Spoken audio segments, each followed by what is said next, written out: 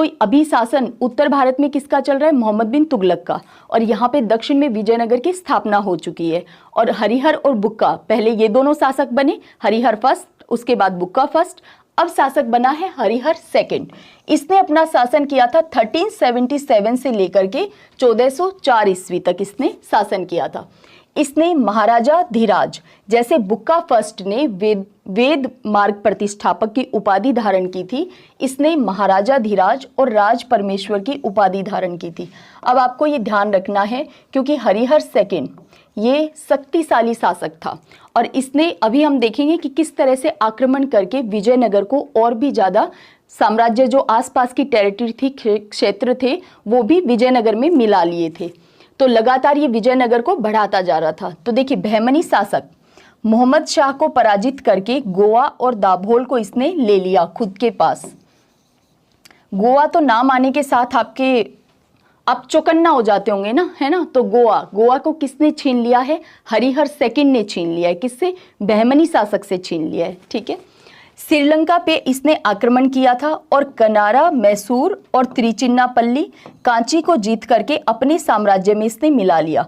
यानी हरिहर सेकंड वो था जिसने खूब साम्राज्य विस्तार किया। इसने गोवा को, दाभोल को अपने विजयनगर में मिला लिया था। इसके अलावा इसने त्रिचिन्नापल्ली, कांची, इसके अलावा मैसूर को, इनको जीत करके भी, और श्रीलंका तक भी इसने आक्रमण किया था। यानी इसके पास एक बहुत शक्तिशाली नौसेना भी थी, क्योंकि अदरवाइज बिना नेवी के श्रीलंका पे आक्रमण किया ही नहीं जा सकता, है ना। तो इतना तो ज्योग्राफी आपका आई होप क्लियर ही होगा कि बिना नौसेना के हम श्रीलंका पे कैसे आक्रमण करेंगे। देखिए, सायण या सायणाचार्य ये हरिहर सेकंड के मुख्यमंत्री था और ये विद्वान भी था। देखिए, इसने, सायण ने, अब ऐसे वाले क्वेश्चन पूछे जाते हैं कि वेद पे टीका या भाष्य किसने लिखा था, तो सायण ने लिखा था या सायणाचार्य ने।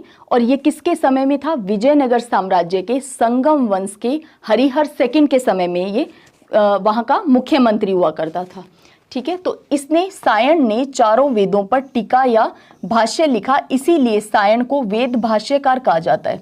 जैसे तिरुमुराई को पांचवा वेद कहा जाता है, वैसे ही सायण को वेद भाष्यकार कहा जाता है, क्योंकि इसने चारों ही वेदों पे टीका या भाष्य लिखा था और ये हरिहर सेकंड के शासनकाल में था। इसके बाद में शासक बना विजयनगर का विरूपाक्ष फर्स्ट, लेकिन ये बहुत कम टाइम ड्यूरेशन के लिए था, तो इतना इंपॉर्टेंट शासक नहीं है।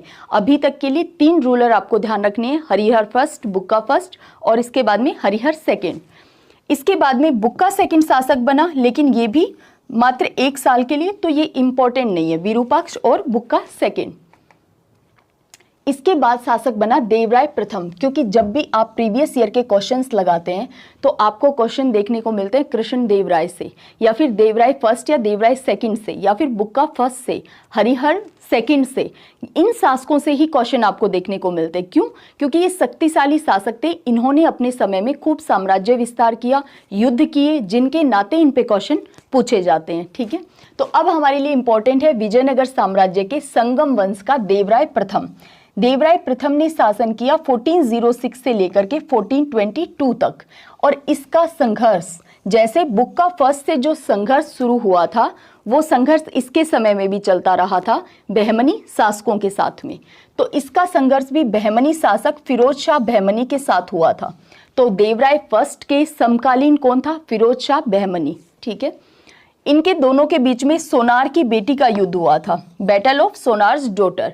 और इसी के समय में इटली यात्री, देवराय फर्स्ट की हम बात कर रहे हैं, इटली यात्री निकोलो कोंटी विजयनगर आया था इस समय में, क्योंकि जो ट्रैवलर्स थे वो हमारे लिए जो यात्रा वृतांत, जो विवरण छोड़कर गए थे, उससे हमें इतिहास को जानने में बहुत ज़्यादा मदद मिलती है, बहुत ज़्यादा हेल्पफुल है उनके द्वारा लिखे गए वो वृतांत। तो इसीलिए किसके समय में कौन सा यात्री कहाँ से, कौन से साम्राज्य में आया था, उस समय किसका शासन चल रहा था, ऐसे क्वेश्चन पूछ लिए जाते हैं, इसीलिए इंपॉर्टेंट है ये। तो निकोलो कोंटी जो है वो विजयनगर आया था। निकोलो कोंटी इटली का रहने वाला था और ये आया था देवराय फर्स्ट के समय के अंदर। देवराय फर्स्ट विजयनगर में शासन कर रहा था और इसका समकालीन चल रहा था बहमनी शासक फिरोज शाह बहमनी, ठीक है। क्योंकि ये आपको कंपैरिजन, अभी हम विजयनगर को पढ़ रहे हैं, जब हम बहमनी को पढ़ेंगे अभी इसी क्लास के अंदर, तो उस समय आपके दिमाग में तुरंत रिकॉल होना चाहिए कि बहमनी शासक को पढ़ते समय विजयनगर का समकालीन शासक कौन था इस समय के अंदर, ठीक है। अब देखिए, देवराय प्रथम के दरबार में श्रीनाथ रहते थे। जैसे हरिहर सेकंड के दरबार में सायन इंपॉर्टेंट थे, ठीक वैसे ही देवराय फर्स्ट के दरबार में श्रीनाथ रहते थे, जिन्होंने हरविलासम की रचना की थी। इन रचनाओं के नाते यहाँ से क्वेश्चन बनते हैं। और क्योंकि आप ये समझिए, जो शासक शक्तिशाली है, जो शासक योग्य है, डेफिनेटली वो विद्वानों का संरक्षण भी करता था। तो इसीलिए उन्हीं शासकों से क्वेश्चन पूछे ही जाते हैं, चाहे उनके समय के किसी युद्ध अभियान के बारे में क्वेश्चन पूछा जाए, या किसी रचना के बारे में क्वेश्चन पूछा जाए, या उन शक्तिशाली शासकों के समय में बाहर से आए हुए किसी यात्री की कोई बुक, या फिर उस पर्टिकुलर यात्री के नाम से क्वेश्चन पूछा जाए। ठीक है, तो हरविलासम की रचना किसने की थी? श्रीनाथ ने की थी। और ये किसके दरबार में रहते थे? देवराय फर्स्ट के दरबार में।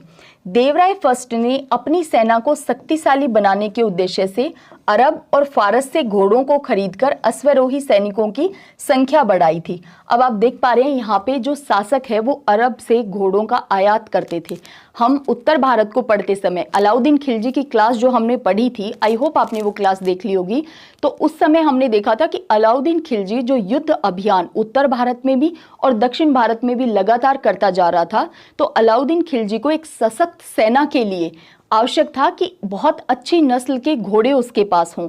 और इसी घोड़ों के आयात के नाते इंपॉर्टेंट हो जाता था गुजरात का बंदरगाह।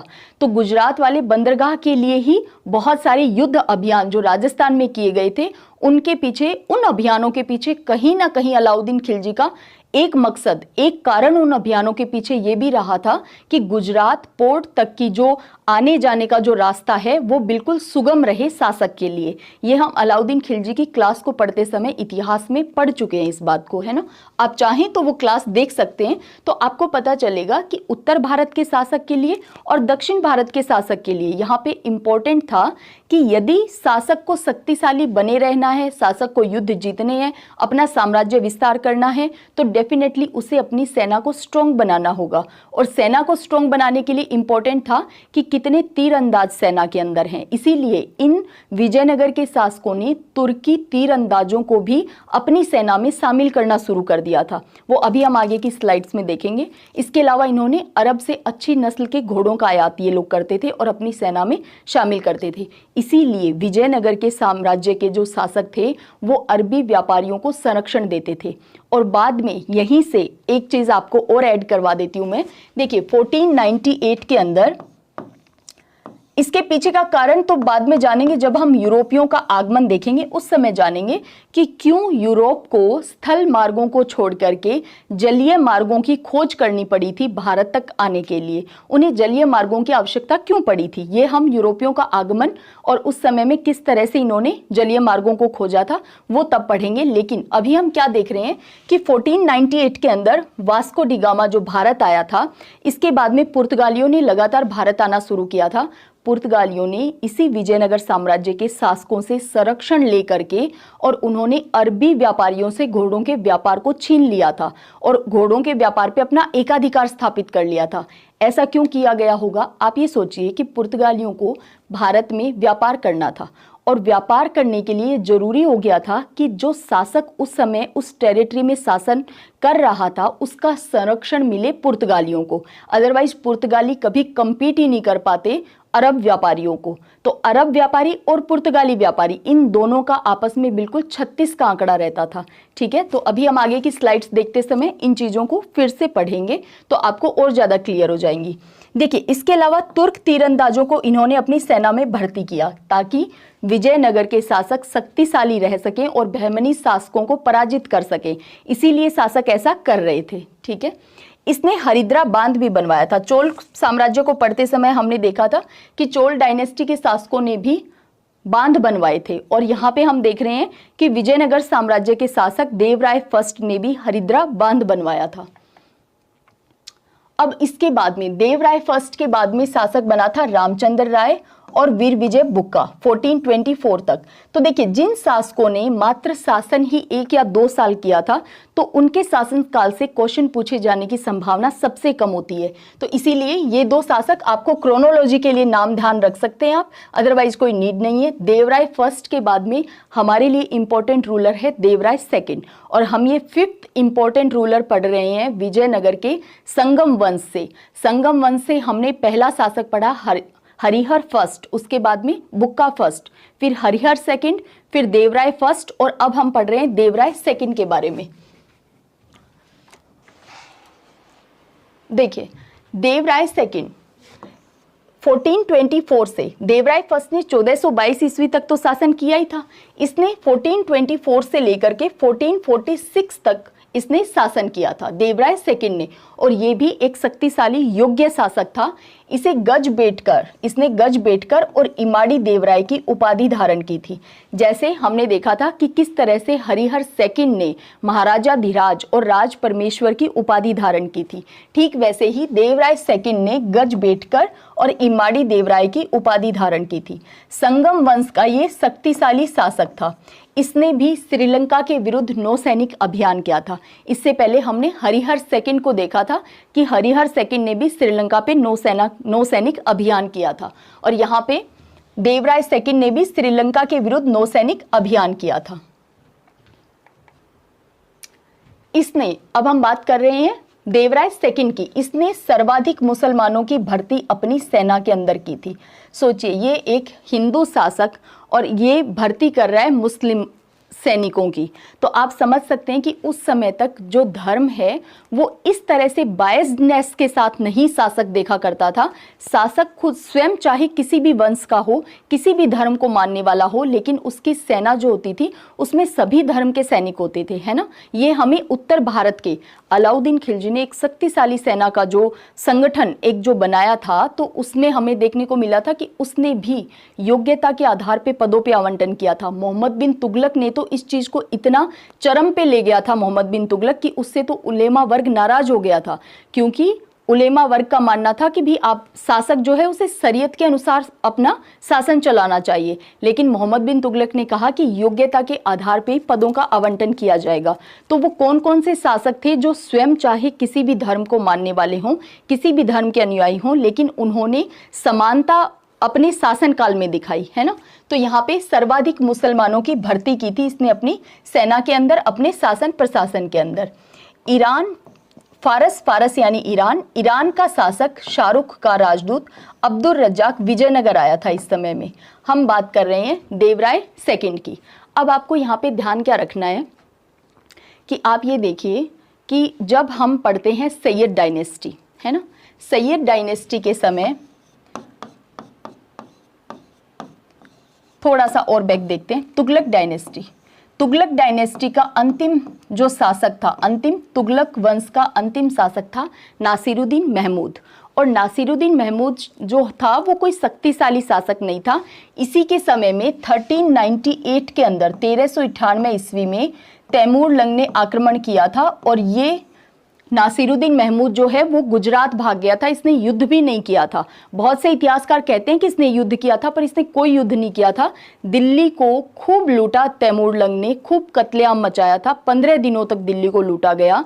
आप ये सोचिए कि ये तैमूरलंग वापस जाते समय, ये तो वापस चला गया था मध्य एशिया, लेकिन वापस जाते समय इसने खिज्र खां को, हमारा जो मुल्तान और सिंध वाला जो एरिया है, वहाँ का शासन प्रशासन के लिए प्रशासक के रूप में नियुक्त करके गया था। वहां के एडमिनिस्ट्रेशन को संभाला गया था। कौन? खिज्र खां को तैमूरलंग। और उसी खिज्र खां ने 1414 के अंदर, उसी खिज्र खां ने जब ये देखा कि तुगलक डायनेस्टी के रूलर में तो कोई दमखम है नहीं, वो तो इतना योग्य शासक है नहीं, तो इसने क्या किया था, दिल्ली पे सैयद वंश की नींव रख दी थी। सैयद वंश की शुरुआत किसने की थी? खिज्र खां ने। और खिज्र खां कौन था? 1398 में तैमूरलंग के साथ ही ये भारत आया था, खिज्र खां। अब यहाँ पे तैमूरलंग की मृत्यु हो गई थी 1405 के अंदर, और 1405 ईस्वी के बाद में, तैमूरलंग के बाद में उसका शासन प्रशासन संभाला था, यानी राजगद्दी पे बैठा था शाहरुख मिर्जा। और अब हम क्या देख रहे हैं कि शाहरुख मिर्जा ने अब्दुल रज्जाक को राजदूत बना करके विजयनगर में भेजा था। और ये समय चल रहा है देवराय सेकंड का। और देखिए देवराय सेकंड का जो शासनकाल है वो है 1424 से 1446, यानी इस समय में जो मध्य एशिया पश्चिमी एशिया था वहां पे शासन कौन कर रहा था? शाहरुख मिर्जा, जो कि उत्तराधिकारी था तैमूर लंग का। और शाहरुख मिर्जा के बाद में वहां का साम्राज्य जो था वो विघटित होना शुरू हो गया था। ठीक है, तो ये इंटरलिंक हैं ये चीजें कि भी उत्तर भारत में